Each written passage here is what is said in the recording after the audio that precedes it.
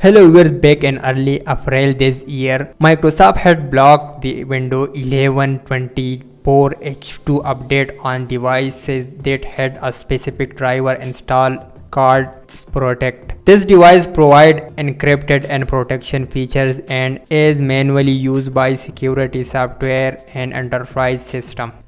Until now, user with this driver couldn't install Windows 11 24H2 because affected devices would become unresponsive and show a blue or black screen error.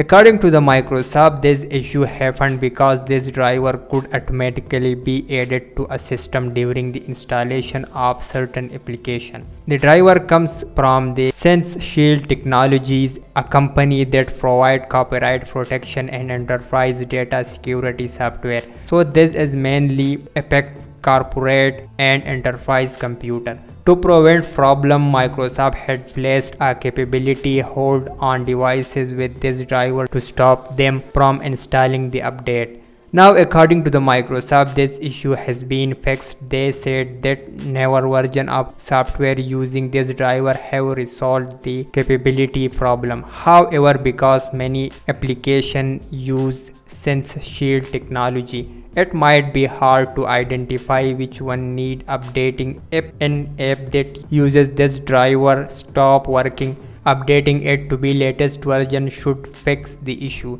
In short, the problem is now resolved. Microsoft confirmed that the safeguard hold was removed on October 15, 2025, and all eligible devices without other restriction can now install Windows 11 version 24H2. Microsoft also mentioned that it may take up to 48 hours after the fix before the update appears in Windows Update.